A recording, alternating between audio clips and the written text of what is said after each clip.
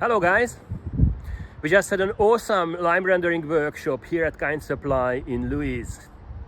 Attendees have become familiar with the materials and techniques used in the whole process, starting from masonry repair to applying a lovely colorful lime render finish.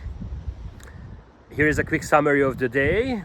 Attendees loved it. I'm sure you will find it interesting too.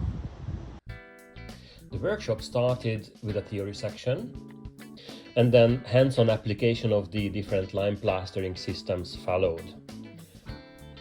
We touched upon breathable lime floor buildups, waterproof lime finishes for bathrooms, a deadlocked alternative, and of course external lime renders.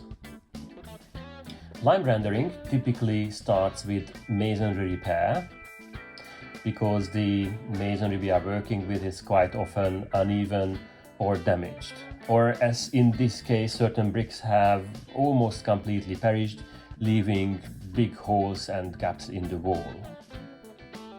For this, we are using a material called betoncino consolidante, and as opposed to what its name suggests, this is lime.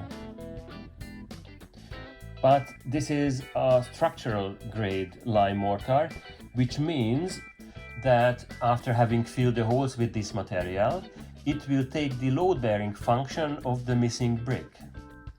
So the wall won't be simply nice and smooth, but it will be also structurally strong and sound. The next step of the process is the render base coat. We are using here the MGN Roman base because it is vapor permeable, just like any good lime mortar is, but it is not liquid water permeable.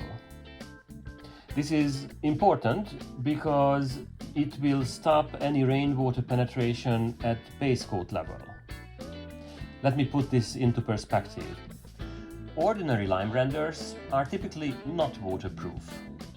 It means that they can get wet, and the masonry behind them is also getting wet. Now, this lime rendering system prevents this from happening, which has the benefit of a constantly dry masonry, which is also a constantly warmer masonry. On top of the base coat, we apply a lovely, colorful, decorative lime render. It is called Color 2020. You can choose from 24 colors, which means that the render itself is colored throughout and it doesn't need to be painted.